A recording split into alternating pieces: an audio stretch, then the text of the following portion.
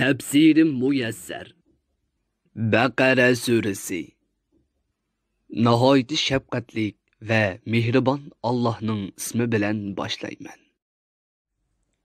Ey payg'ambar, sen qarshilik qilib kelayotgan Isroil avlodidan so'rag'inki, biz ularga o'z kitoblarida ularni hidoyatga yetaklashga yetarlik nurg'unlagan ro'shan dalillarni ato qildik.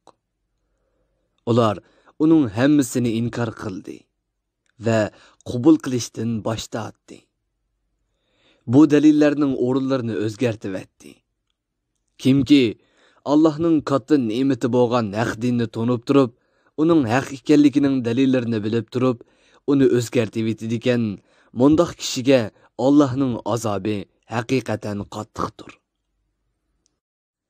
Allohning bir ekanligini inkor qilgan kofirlarga dunyo hayoti va uningdagi lazzatlar, manfaatlar chiroyli ko'rsatildi.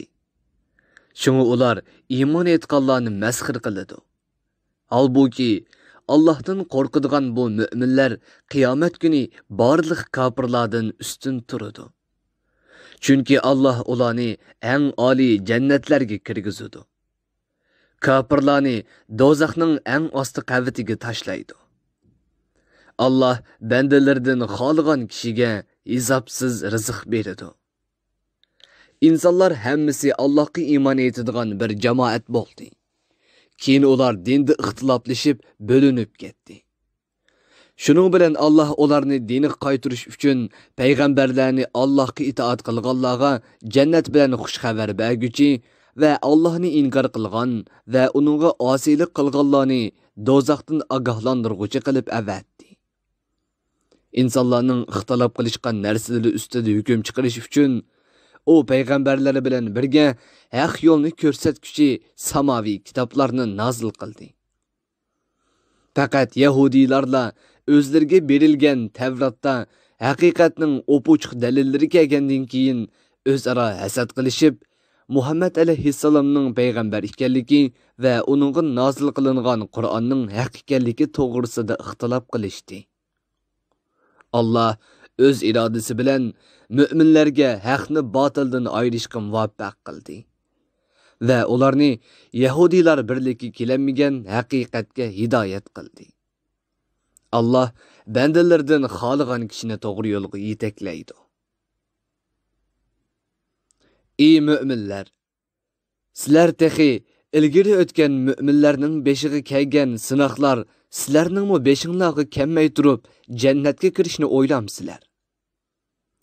Ularning beshiga shundoq qattiq yo'qsullik, kasallik, qo'rqinch va zo'r qiyinchiliklar kelganki, hatto o mu'minlar bilan payg'ambarlari Allohning yordamiga oldirab ketib, Allohning yordami qachonmi kela deydigan darajada to'lg'inib ketgan edi. Bilinglarki, Allohning yordami mu'minlarga haqiqatan yaqindir. Ey payg'ambar, sahobalarning senden Allohning yaqinligiga erishish uchun Alloh yo'lida pul melidan qandoq narsani va kimga sarf qilsa bo'ladiganligini so'raydi.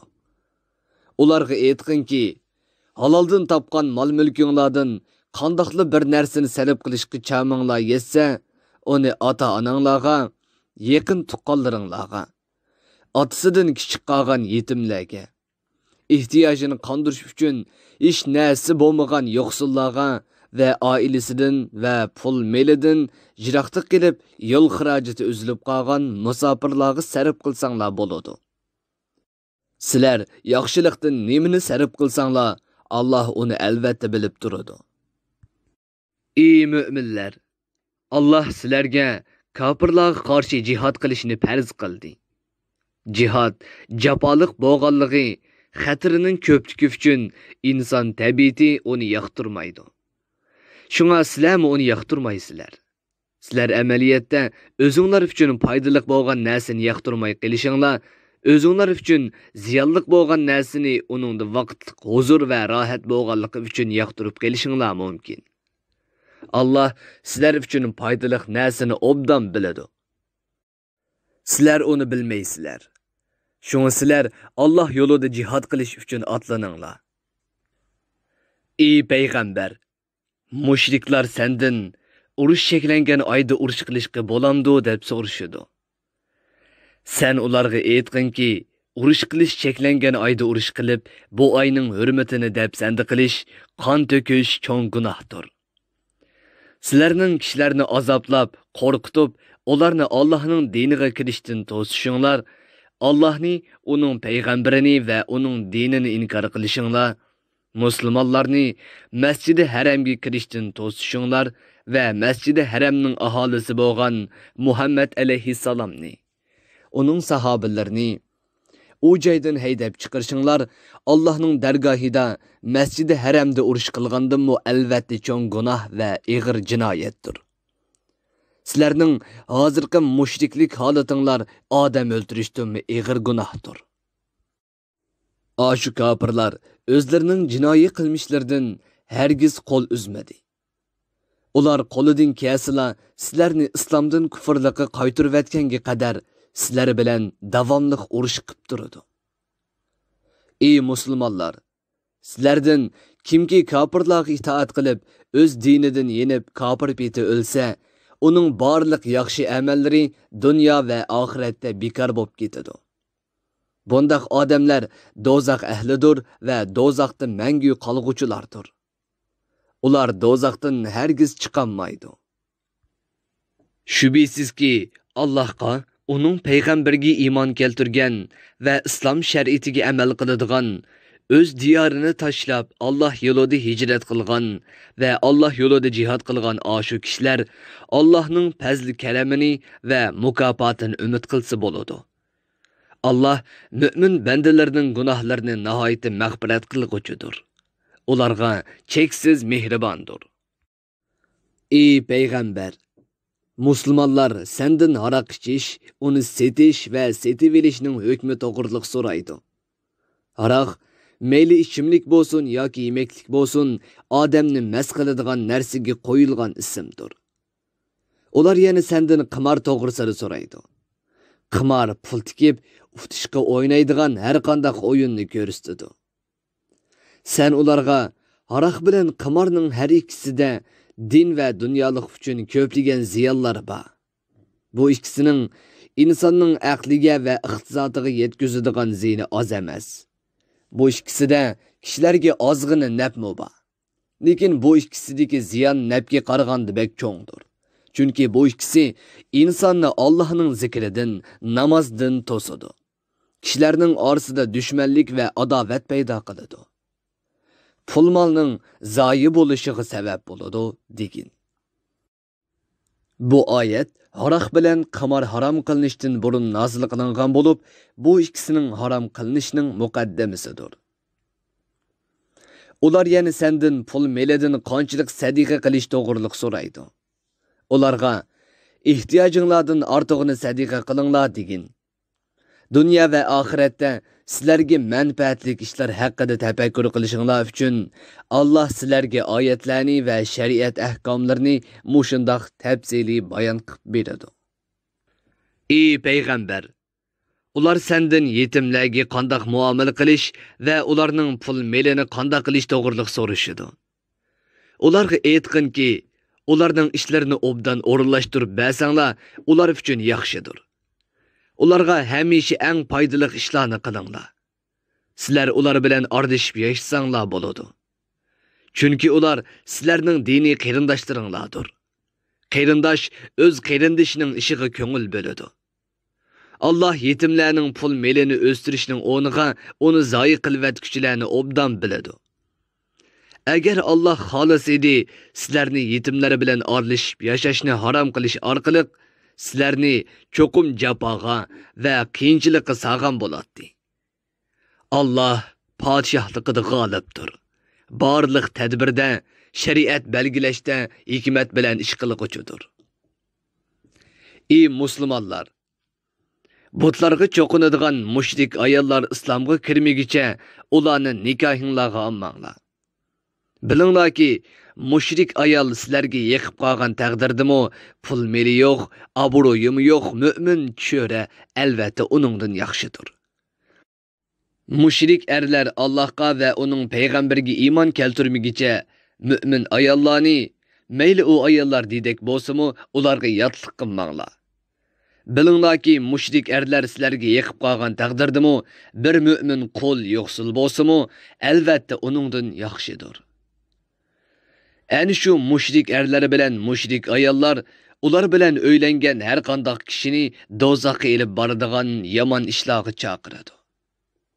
Allah o'z irodasi bilan bandalarni jannatga va mag'firatga elib boradigan haq diniga da'vat qiladi. İnsanlarni vaz nasihat va ibrat olsun deb Allah ularga o'zining oyatlarini va shariat ahkomlarini bayon qilib beradi. Ey payg'ambar, ular sendan hayz, ya'ni ayollarning oylik odati to'g'riliq so'raydi. Ularga aytqinki, u pasqina narsadir. Uningga yaqinlashgan odamga ziyonliqdir. Şuna hayz mezgilidagi ayollar hayzdan pok bo'lmaguncha ularga jinsiy tarafdan yaqinlashmanglar. Ular hayzdan poklanib g'usl qilgandan keyin ularga Allah sizlarga halol qilib bergan joydan yaqinchilik qilinglar. Ya'ni oldi tarafiga kelinglar. Sheksizki Allah ko'p tavba istig'for etib turadigan bandalarni do'st tutadi. Zinadan va pasqinchiliklardan yiroq turadigan pok kishilarni do'st tutadi. Ayollaringlar sizlarning ziroat teriydigan yeringlar bo'lib, sizlar ma'nini ularning bal yatqusiga to'ksizlar. Ondan Allohning irodasi bilan uningdan farzandlar maydonga keladi. Ularga sizlar xohlagan ravishda yaqinchilik qilinglar. Ammo Allah halol qilib bergan joydan kelinglar. Allah'ның əmr pərmanlarına rioya qilib, özünlər üçün yaxşı əməllərini qılыңlar. Allah'tan qorqunlar və bilinglar ki, sizlər qiyamət günü hesab beriş üçün çoxum Allah'ның aldığı barısızlar. Ey Peyğəmbər, müminlərə axirətki yaxşı mükafotdan ibarət ularni xushal qiladigan ish bilan xush xabar bergin. Ey müminlər, sizlar kishilarga yaxshilik qilishga, tuqqanchilik munosabatini davomlashtirishga, taqvodor bo'lishga, kishilarni aplashtirib qo'yishga chaqirilgan cheg'inglarda, ilgari bunda qilmasliginglar, Allohning nomi bilan qasam qilganliginglarni, bu ishlarni qilishga to'salg'i qilmanglar. Bunda ahvolda qasam qilguvchi qasmini buzib, yaxshi ishni qo'lidan bermasligi kerak. Allah sizlarning so'zinglarni anglab turg'uchidir, barliq ahvolinglarni bilib turg'uchidir. Tafsirim muyassar. Bir guruhi o'lmalar nashrga tayyorlagan. Tarjima qilguvchi Muhammad Yusuf Muhammad Tursun. Muharrir Abdurrahim Davlat. Korrektor Abdulaziz Aqhun.